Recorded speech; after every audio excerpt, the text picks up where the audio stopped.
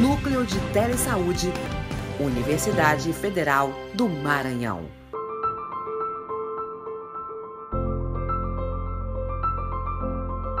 E aí, assim, a revisão, ela não acaba aí, né, gente?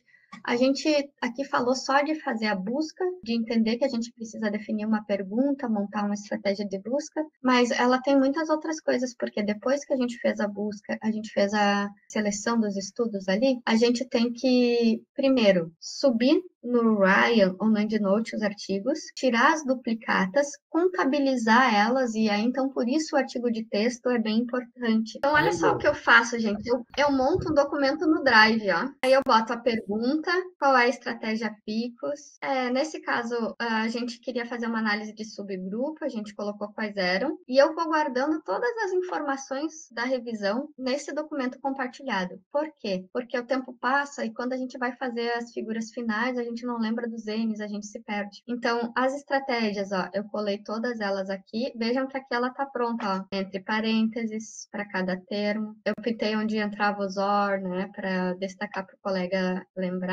Isso daqui é uma estratégia que a gente fez muitos testes para chegar a essa resposta, mas todos os itens da PICOS eu fui separando até que a gente chegou na busca final. E na busca final eu botei um quadrinho, ó, com quais as bases, a data da busca e o total por plataforma, ó. Além disso, daí eu botei os links da literatura cinzenta aqui. Eu guardei as estratégias finais para cada uma das bases, porque depois ele ia precisar para fazer esse documento, né? Para colocar no Próspero. E aqui, ó, eu fui botando os totais. Quanto que eu importei? Então, eles fizeram uma revisão que partiu de 15 mil artigos. Tiveram 6 mil duplicatas. Eles fizeram a seleção de 8.932 para chegar a 94. E eles estão com uma revisão que tem em torno de 60 artigos. Então, a gente cria algumas estratégias. A gente fez um quadrinho de metas, né? Mas o que eu queria mostrar para vocês é isso. Documentem tudo e guardem esses números. Quantos duplicados?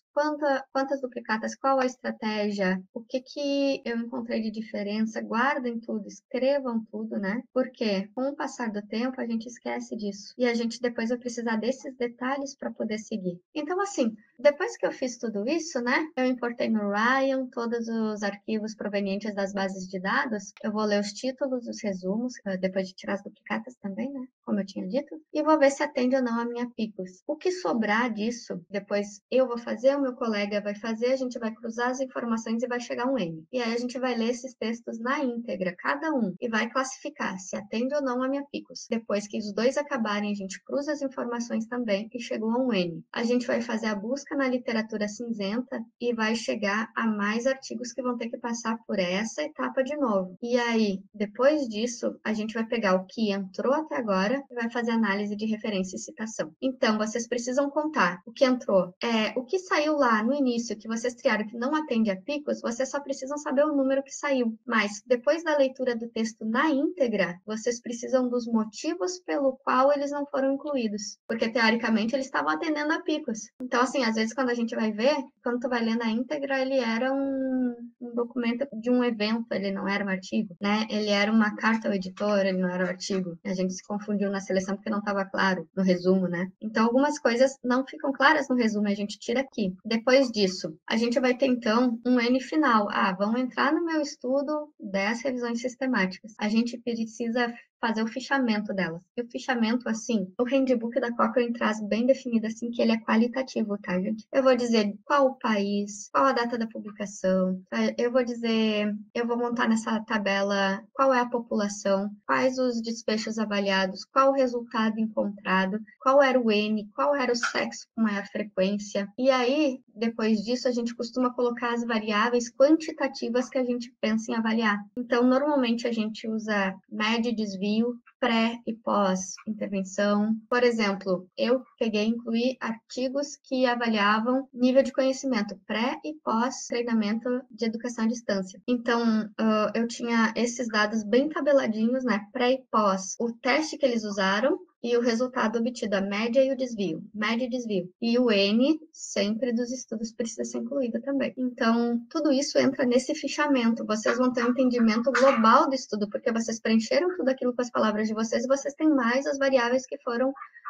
captadas de acordo com o que vocês querem responder. A gente tem a avaliação do risco de viés, que também depende tem instrumentos diferentes a depender do tipo de estudo que eu estou incluindo, né? Mas tem uma ferramenta específica para ensaios clínicos, que também é indicado pela Cochrane. A gente vai fazer a avaliação da qualidade da evidência através do GRADE. Antes ele não era obrigatório, agora ele já está como obrigatório. E essa extração de dados, né, ela precisa ser bem criteriosa, assim. Então, tudo isso que diz respeito a tirar informações dos artigos, ela precisa ser feita por 2 revisores independentes. Cada um vai extrair, a gente monta uma tabela juntos, mas cada um extrai os dados, vocês cruzam as informações e chegam no consenso. E aí só depois passa para outra etapa. Por fim, se é possível, a gente vai fazer uma meta-análise, a gente vai fazer a descrição dos resultados, vai concluir o nosso paper e vai definir a revista que a gente vai publicar, vai adequar as normas e a gente já chegou ao fim do nosso trabalho. Então, quando eu falei de viés, né, eu disse para vocês que, a depender do tipo de delineamento, há uma ferramenta. Para ensaios clínicos randomizados, tem a ROB 2.0, tem ela adaptada para estudos de intervenção não randomizados. Para estudos observacionais, a gente tem a Newcastle Ottawa, que ela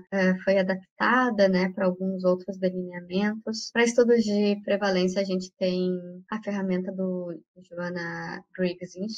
Séries de casos também é a mesma ferramenta para estudos de acurácia Aquadas 2. Cada uma dessas ferramentas ela tem diretriz bem definida de como aplicá-la. E normalmente eles têm até uma template para a gente pegar, incluir e poder fazer a avaliação de cada um desses estudos, né? Cada uma dessas ferramentas a gente precisaria de, acho que uma aula para cada, para a gente poder explorar bastante. Fica a dica, se a gente puder ter outros encontros, acho que é válido falar melhor dos instrumentos. Eu não tenho como abri-los agora, mas saibam que ao definir o tipo de estudo que inclui, vocês têm também a ferramenta de risco de viés a ser aplicada. E isso tem que ir no protocolo, isso é o que a gente vai estudar, o que a gente vai montar em tabela para extrair também. O sistema GRADE, eu gosto de usar a tabela para direcionar, mas assim, ele é um sistema de avaliação da qualidade da evidência e do grau de recomendação. Ele é usado por mais de 100 organizações, mais de 20 países. Ele ganhou bastante força com o movimento de saúde baseado em evidências e ele tem justamente uma divisão nessas 2 partes, que é a avaliação da qualidade e o desenvolvimento de recomendações. Para facilitar o processo, ele tem um software que a gente faz o acesso e a gente só vai incluindo as informações e ele já dá o quadrinho com aqueles positivos do grau de evidência para a gente ver. Aqui eu deixei o link das diretrizes porque ela diz exatamente o que tu deve avaliar em cada uma das etapas quando tu for responder ao Grade Pro. E assim, sugiro que usem a template que eles dão como tabela para fazer a avaliação prévia, porque facilita muito a vida. Quando a gente fala de revisão sistemática, o Handbook da Cochrane, ele é a nossa principal ferramenta. Ele detalha cada uma das etapas. Então, é importante que vocês conheçam o Handbook e a cada etapa que avançam, porque ler tudo de uma vez eu acho que acaba até atrapalhando, mas a cada etapa que avançam, voltar nele e entender essa etapa, porque ele é bem detalhado e ele é a base para a revisão sistemática. Uma coisa importante é que a revisão sistemática ela deve ser reportada de acordo com o PRISMA, que é uma declaração com os principais itens para relato desse estudo. E isso torna, mais uma vez, o processo claro, que é uma das premissas da revisão sistemática, né? Então, ele está já traduzido, a gente tem em português, tem a ferramenta em inglês, ele tem nas extensões em Word, tem em PDF, mas é importante que no método vocês sempre digam que vocês estão descrevendo, relatando ela conforme o prisma e que vocês sigam item por item, porque ele diz assim, desde o título, aqui no título deve constar que é uma revisão sistemática. Na introdução, você deve falar disso, disso, disso. Nos objetivos, disso, disso, disso. Ele traz cada item. Se você seguir cada um dos itens do Prisma, você vai com certeza fazer a sumarização adequada da sua revisão sistemática e é o que todas as revistas pedem. Então, outra coisa importante de saber é que a revisão sistemática, todas elas vão ter 3 itens que são base dela, tá? Todas vão ter o workflow, Prisma Flow Diagram. A gente tem também a template pronta dentro do Prisma, que nada mais é que o desenho do estudo indicando quantos entraram por cada base de dados, quantos saíram na análise de títulos e resumos, quantos saíram na análise dos textos completos, o que realmente entrou, como se fosse aquela figura de como o ensaio clínico randomizado se constrói, a gente tem uma igual para a revisão sistemática. Toda revisão sistemática, e essa ela é a primeira figura dela, então toda revisão sistemática tem uma figura 1, que é o Workflow Diagram. Depois disso, toda revisão sistemática tem a tabela 1, que é a característica dos estudos, que é essa parte qualitativa que eu falei dos estudos, que é a pessoa olhar e entender quem são os estudos incluídos, como se eles fossem pessoas. Então, tu vai dizer de onde ele é, quais foram as pessoas incluídas, qual era o número de participantes, a maior frequência era masculina ou feminina, o que eles estavam avaliando, o que eles encontraram de resultado. A pessoa vai olhar e vai entender cada um dos estudos. E aí, depois, na parte de descrição, a gente precisa descrever cada um dos artigos que a gente incluir, dizendo que se trata de uma revisão que avaliou isso através disso, que foram incluídas tais pessoas e que o resultado deles foi esse. Vocês podem até agrupar por similaridade, dizer que a Patrícia e o professor Serra fizeram um ensaio clínico com pessoas, com profissionais que estudavam na UFMA e que tinham idade de tanto a tanto, eles avaliaram tal coisa, eles chegaram em tal conclusão. Vocês podem até agrupar por similaridade, mas todos os estudos precisam estar descritos. E daí depois a gente passa para meta-análise. E aí é um ponto de novo que eu chamo a atenção pelo seguinte: nem toda revisão sistemática tem meta-análise, mas dificilmente tu tem uma meta-análise sem uma revisão prévia. Para fazer a meta-análise, em tese, se diz que tu tem que ter pelo menos 2 artigos que tenham resultados passíveis de serem agrupados. Mas a verdade é que assim, se a gente fizer uma revisão sistemática com menos de 7 artigos incluídos na meta-análise, né, a gente talvez seja questionado pelo revisor se o achado que eu encontrei na meta-análise ele não se deu ao acaso, porque o nosso N é muito baixo de artigos. Eu já vi algumas meta-análises com menos artigos. Vi uma com 3 artigos, porque era algo muito específico. Mas é muito difícil, assim, ser aceito sem essa crítica, né? Então, a maior parte dos autores cita que pelo menos 7, mas o ideal seria em torno de 10 estudos para que tu pudesse realmente dizer que isso é um achado que não é o acaso. O que inviabiliza a meta-análise? É importante dizer, né? A gente tem a PICOS que direciona a nossa busca, mas apesar de a população ser a mesma, por vezes a situação clínica é muito diferente de um estudo para outro, e isso pode inviabilizar, porque daí eu não consigo compará-los, entende? Os desfechos, por exemplo, eu estou trabalhando com desfechos relacionados à cardiomiopatia hipertrófica, daí eu tenho 5 artigos e cada um trabalhou um desfecho, eu não consigo agrupar, porque não é o mesmo tipo de desfecho avaliado. Quando a gente tem os estudos que a gente incluiu na revisão com viés muito alto, a gente sabe que a qualidade desse estudo é questionável. Então, se a gente fizer uma meta-análise, talvez a gente encontre um resultado que é favorável a uma intervenção, que vai ser questionado, porque os estudos primários não tinham qualidade suficiente para garantir esse resultado, né? Quando os grupos de comparação, então, nessa mesma linha de raciocínio, são muito distintos, ou quando os dados não estão claros nos estudos primários, e aí não permite que a gente extraia de forma a poder comparar, ou ainda, quando cada um usa uma medida diferente para a mensuração, e aí pode acontecer de serem medidas que eu não consigo converter de uma para outra. Então, assim, uma coisa que a gente precisa falar, mas digamos assim, que a gente tem um mundo ideal com estudos que a gente pode comparar e que a gente vai fazer uma meta-análise, né? Quando a gente fala de medida de efeito, o modo de avaliar uma intervenção depende do tipo do dado que a gente coletou.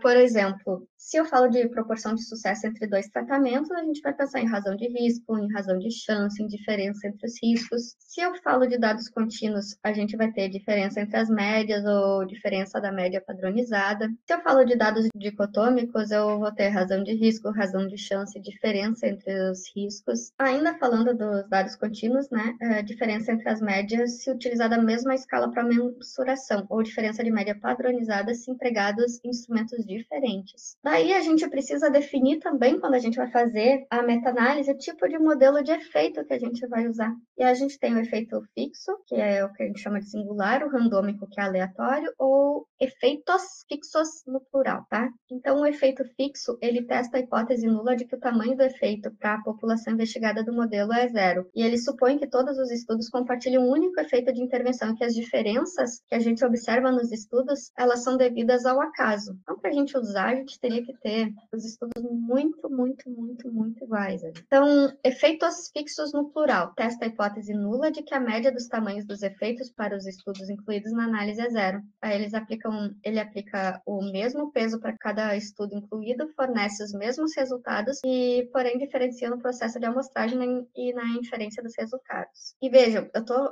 falando isso, mas isso é uma opção dentro do software para rodar a meta-análise, tá? Mas é importante que vocês saibam porque vocês precisam descrever. Aí tem o efeito randômico, que ele testa a hipótese de que a média dos tamanhos dos efeitos para o universo dos estudos comparáveis é igual a zero. E espera-se, então, que o tamanho do efeito seja diferente entre os estudos, porque por mais que a gente tenha nossa picos, os pacientes não são exatamente iguais, né? E os estudos vão ter características diferentes ou métodos distintos que vão afetar o tamanho desse efeito. E esse, normalmente, é o mais eleito, tá?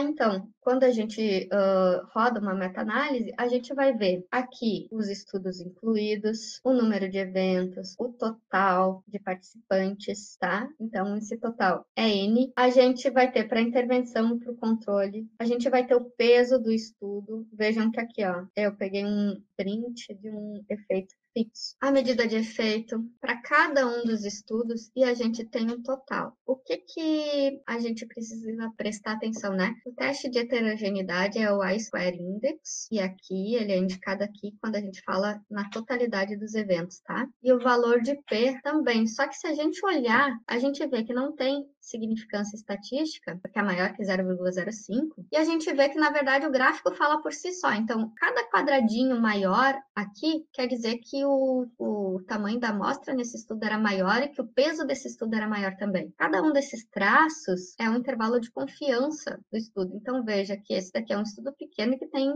um intervalo bem alargado, né? Então, o que a gente sabe? Que o que diminui o intervalo de confiança? A gente ter mais participantes no estudo, né? Esse é um exemplo. O diagrama dentro do gráfico, né, que se chama Forest Plot, ele representa a soma da medida dos efeitos. Ele seria, então, a representação gráfica desses resultados. Toda vez que o diagrama tocar a linha de base, não há diferença entre os grupos. E toda vez que ele cair para um deles, se ele cair para a esquerda, ele vai favorecer o grupo experimental, se ele cair para a direita, ele vai favorecer o grupo controle, de acordo com as labels que tiverem definidas aqui, tá? E eu acho bem importante a gente falar isso, porque eu vejo que muitas pessoas veem o gráfico de floresta e não sabem entender o que ele está te dando de informação. Então, quando a gente fala ali do I-Square Index, vocês viram que ali era uma heterogeneidade de 0%. Toda vez que a gente tem ela acima de 50, ela é uma heterogeneidade substancial, tá? Atualmente, isso não tem tirado o valor dos estudos. Já houve um tempo que uma heterogeneidade substancial invalidava o estudo. Mas hoje há um entendimento de que os estudos são muito múltiplos e que talvez a gente não tenha melhor dos cenários nesse sentido. E aí existe um segundo gráfico que se chama o Funnel Plot, que é um gráfico de dispersão que compara a precisão, né? Quão próximo o tamanho do efeito da intervenção estimado está perto do tamanho do efeito real. E cada bolinha que aparece nele é um resultado de um estudo individual. E ele é usado para detectar o viés de publicação. Por quê? Há uma tendência de que estudos que não têm bons resultados não sejam publicados. A gente sabe disso, né? Então, às vezes, a gente vê no Funnel Plot estudos que todos os estudos estão numa direção e tu tem um único estudo que está totalmente fora dele. E quando a gente vai olhar para esse estudo, porque é importante, a gente vê que ele destoa totalmente dos estudos que estavam incluídos. E aí, às vezes, a gente roda a revisão tirando aquele estudo para ver como os gráficos se comportam, né? E muitas vezes a heterogeneidade fica muito baixa, porque era aquele estudo que estava puxando. Por quê? Por vezes é um estudo que está totalmente fora, mas ele tem um maior peso e vai empurrar a revisão para aquele resultado, né? Então, ele precisa ser visto. Esse é um exemplo, então, né? De um funil plot. Para que a gente possa fazer um funil plot, a gente precisa de pelo menos 10 estudos incluídos, né? As extremidades dele, esse pontilhado, determinam um intervalo de confiança. E a gente vê que todos os estudos estão dentro desse intervalo. O que eu disse é que, por acaso, a gente poderia ter um aqui, caindo aqui fora. E aí esse estudo merecia uma atenção, porque talvez ele pudesse corresponder a um desses vieses que a gente estava falando. Aqui eu só descrevi o que significa cada uma das etapas que já estão ali na figura. Então, uma coisa que precisa ser falada é sobre a simetria, né? Então, a má qualidade metodológica leva a efeitos exagerados. Então, estudos com métodos inferiores podem apresentar estimativas de efeito maiores do que as que seriam observadas em estudos concebidos bem delimitados, né? E essa é a lógica de a gente fazer esse gráfico também. Então, a verdadeira heterogeneidade, ela é citada aqui porque, às vezes, um benefício significativo de uma intervenção só pode ser observado em pacientes que apresentam alto risco para o resultado pretendido pela intervenção. Então, esses pacientes de alto risco têm maior probabilidade de serem incluídos em ensaios pequenos e iniciais, levando a uma simetria no gráfico de funil, né? É aquilo que eu falei, quando a gente vai olhar para o estudo de forma individual, tu vê que ele tem uma característica que destoa dos demais. E talvez a característica seja justamente essa questão do paciente ser mais grave, e por isso daí a gente tinha essas respostas, né? A simetria no gráfico de funil ela pode ser artefatual, então certas estimativas de efeitos, tais como razões de probabilidade ou diferenças de médias padronizadas, estão inerentemente correlacionadas com seus erros padrão. Essa correlação ela pode criar uma falsa simetria no gráfico, mesmo quando não há viés. Eu não recordo de ter visto alguma revisão que citasse artefato no funil plot. Geralmente o que eu vejo é essa reflexão mesmo de que eles perceberam que tinha um estudo que estava puxando o funil plot, tornando ele assimétrico. Eles revisaram, viram tais questões que diferiam dos demais. Quando eles refizeram a análise sem aquele estudo, eles viram que o comportamento foi outro. Então, são apresentados os dois resultados em comparação por vezes. Tem a questão da chance, e com um número pequeno de estudos e sua heterogeneidade, né, a variação, a análise das relações entre os estudos em uma meta-análise é mais propensa a falsos positivos, modifica a simetria do funil. Então, assim, gente, eu tentei sumarizar aqui de uma forma muito básica todas as etapas para que vocês pudessem olhar hoje para uma meta-análise e pensar assim, isso é o gráfico que a Patrícia falou, esse é o detalhe que a gente tem que pensar, né? É um prazer, como eu já disse antes, e obrigada pela atenção de todos. Em um mundo onde a saúde é essencial, a informação e o acesso rápido fazem toda a diferença. O Núcleo de Telesaúde da UFMA conecta você, profissional de saúde da atenção primária, a uma rede de especialistas com recursos de tecnologia da informação e comunicação. Isso é feito por meio de serviços de teleconsultorias que capacitam os profissionais da APS para realizarem um atendimento qualificado. Por meio da plataforma Sofia, você tem acesso rápido a informações atualizadas baseadas em evidências científicas. Como funciona a Sofia? Primeiro, o profissional de saúde acessa a Sofia e insere sua dúvida na interface de teleconsultoria. O sistema verifica se a dúvida já foi respondida anteriormente no banco de dados da plataforma. Segundo, se a IA encontrar uma resposta adequada, ela sugere automaticamente o conteúdo ao profissional.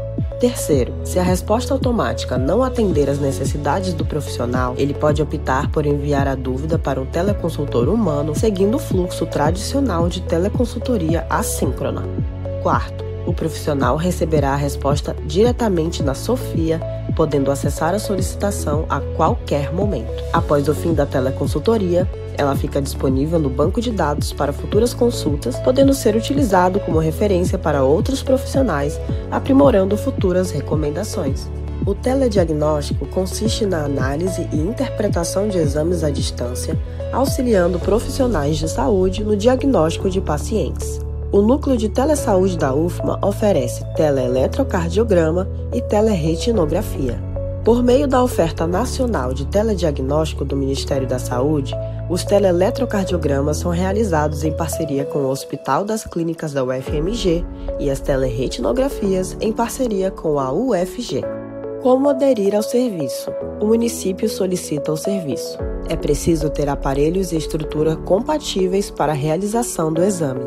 A equipe técnica do Telesaúde irá fazer a implantação, configurar os equipamentos e treinar a equipe local. Uma vez implantado, o serviço está pronto para ser utilizado.